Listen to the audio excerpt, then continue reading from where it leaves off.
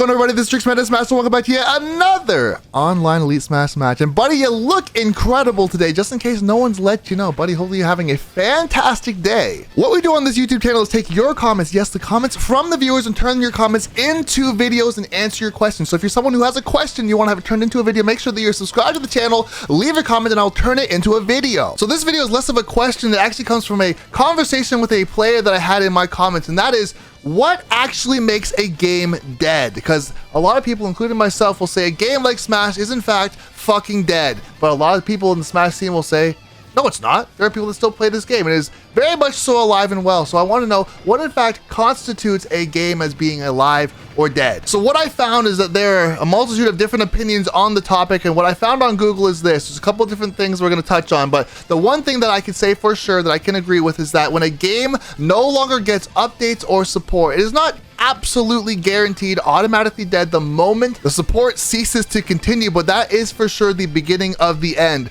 I will say that if there is a scene that stays alive for quite some time afterwards, it is not like it is guaranteed dead automatically just like that, but that is when things start to go downhill. When the general public moves on from one game to another game, a game is now, in my opinion, essentially on life support. Because here's the thing, there will always be someone who is willing to play any game on earth. So as long as there is two people who can play a game, does that mean that the game in fact is not dead? Because of course there are games that have communities. There are speedrunning communities for games like Mario 64. There are players who play Tetris for the old Nintendo, not even Super Nintendo, just the regular Nintendo system, entertainment system, and those games are in fact not dead. I understand that because there is a community of people who are still playing them. But as far as the actual game, the game itself, outside of being competitive, is dead. The problem is that competitive players will hold on to games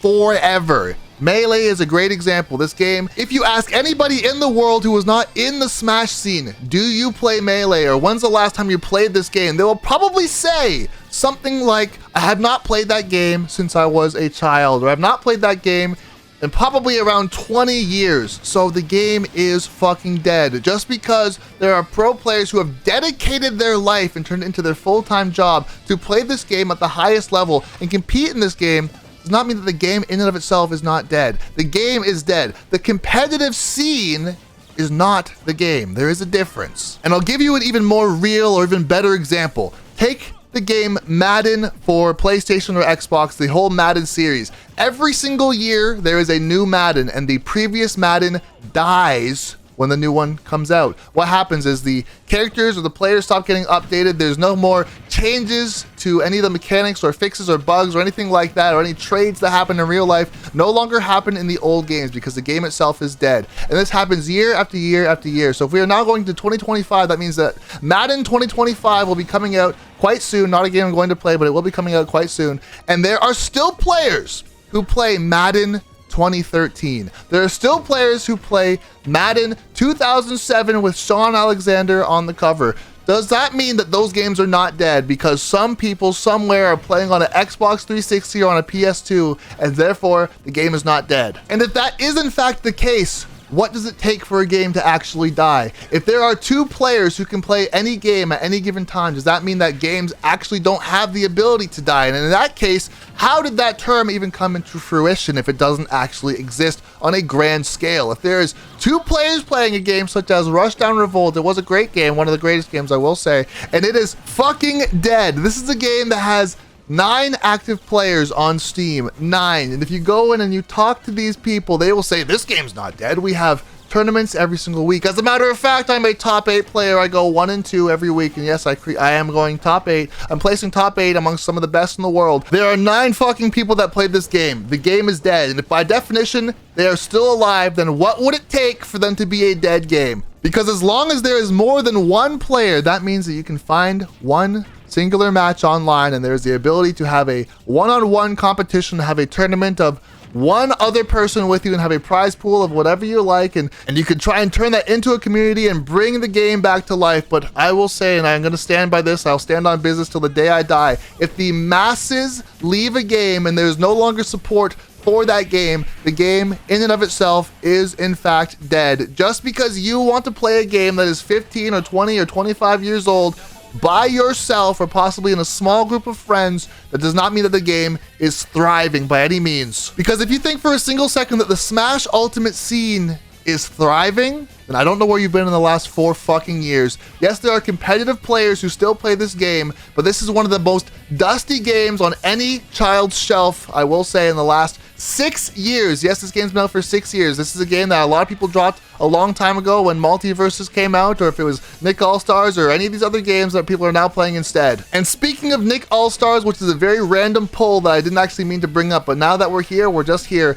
Nick All-Stars was a game that absolutely died, but if you are someone who loved that game when you played that game, you might have asked, how is this game dead? As a matter of fact, I still play it all the time. But here's the thing, they actually released a Nick All-Stars 2. Why would they release a Nick All-Stars 2 if Nick All-Stars 1 was alive and well? It was a rebrand to try and get more people to play this fucking dead game, because having a game that is on absolute life support with 5 to 10 players is a fucking dead game. The only pass that I will give to a game like Nick All-Stars is the fact that it itself was early on in its lifespan, and it is not quite a dead game, more so as a game that was either dead on arrival or didn't actually have a chance to become a thriving community. But if you take a game like Smash Ultimate and you take a look at the peak of that game, which was before the pandemic, and it had 155,000 viewers, 155,000 beautiful viewers at Evo Grands when it was Tweak versus MKLeo for the very first time. The game was absolutely alive and thriving. We have never, ever, once, ever again seen a tournament that has had over 100,000 viewers in Smash Ultimate history. It's never happened again. That does not mean that the game is dead because of that. Of course, that's not what I'm trying to say, because there are lots of tournaments that do quite well as far as viewership, but a game being watched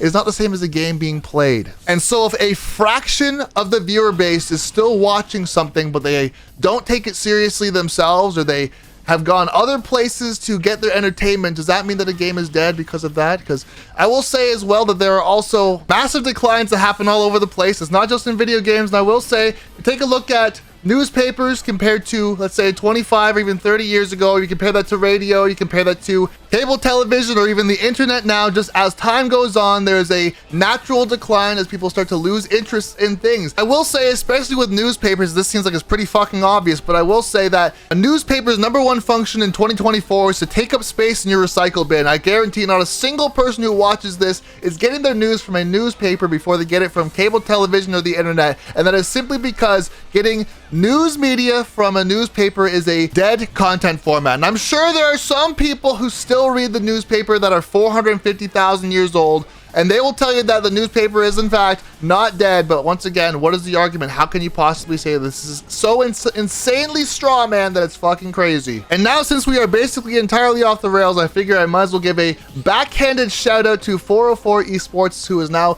hosting Beyblade tournaments. Tell me right now that Beyblades are alive and well. The community is fucking thriving. It's one of the most popular toys in the world. Absolutely. There's your dose of randomness for the day. But anyways, let's get back on topic. The point of what I'm saying is that if you believe that these programs are alive and well, just in the same way that Smash is alive and well, or Nick All-Stars or Rushdown Revolt, these games are alive and well, or even more current than that, we have a game called Dustborn, I believe it is, a quite terrible game. It actually had a peak of 78 viewers or 78 players on Steam. Quite terrible, really quite terrible, I will say, including another game too. There was a Concord, also a game had 400 active players on its release. This is a game that took 6 years to develop and had under 400 players on release. If you say that none of these games are dead because at least somebody somewhere is playing these games, then I don't know what to tell you. You might be living in another dimension. It's quite terrible. And here's the thing, on a serious note, I don't want Smash to be dead at all. This is how I made my entire living during the pandemic, and the fact that now videos get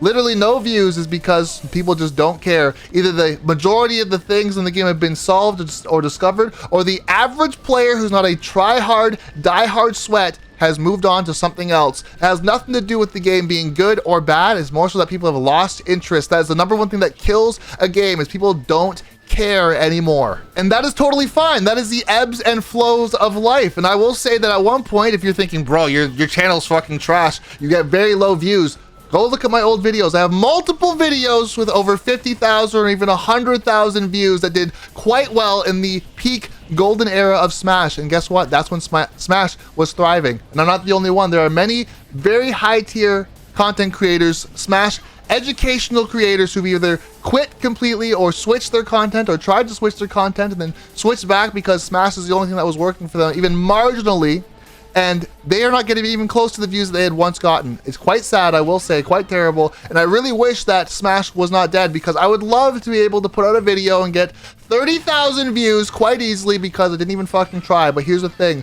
those 30,000 views or those 30,000 people who were here once upon a time simply don't care. Does that mean that the entire game is dead because of those 30,000 people? No. But I will say this, is my YouTube channel dead? It's quite dead. It has been quite dead for a very long time, and it's something that I've known for a long time. So when people try and dunk on me, like there was somebody in my chat, or not in my chat, he was in my comments a little while ago and said, bro, your channel is dead, you don't even get 3,000 views. But here's the thing, I know this. If I had gotten 4,000 views, he would have said, bro, you don't even get 5,000 views. So he kind of just is a hater. He really is a hater, and that's totally fine. But here's the thing, is that based on the numbers and based on the attention and what people care about, this game on a mass scale is dead. If my views, and I'll even go even further to play a devil's advocate, if my YouTube channel gets 2 views on a video and those 2 views did not come from me, does that mean that my channel is alive and well? Please tell me that that means my channel is thriving and it is doing quite well and it is very successful based on the fact that I have a YouTube video that goes out and gets 2 views. I would love to know how that makes my channel alive and well, and that I should not be pivoting by any means or trying to do anything else with my content. And I will say this, if I am in fact pivoting my content, and this means that I am in fact the developer of my YouTube channel and I am providing support to my channel and providing it updates, then it is in fact still alive and well. But if I go for 2 years without uploading anything at all, but you guys still watch my videos and you enjoy my old videos from 4 years ago, does that mean that by many of your definitions that my channel is still alive, or is it in fact fucking dead because I have not done anything for years? I just need answers, guys. I'm just trying to figure it out because this is a hot topic that a lot of people just don't seem to agree with, because they want to live in a world where they have rose-colored glasses on forever, and they think that just because they care about something, they are the sole 1 or 2 people who still care about something, that whatever they care about very much so is in fact alive and well. Guys, let me know in the comments down below what you think. Do you agree or disagree? Would you say that Smash is dead, or would you say that Smash is alive? Let me know in the comments down below, and once again, I appreciate you guys and thanks for watching.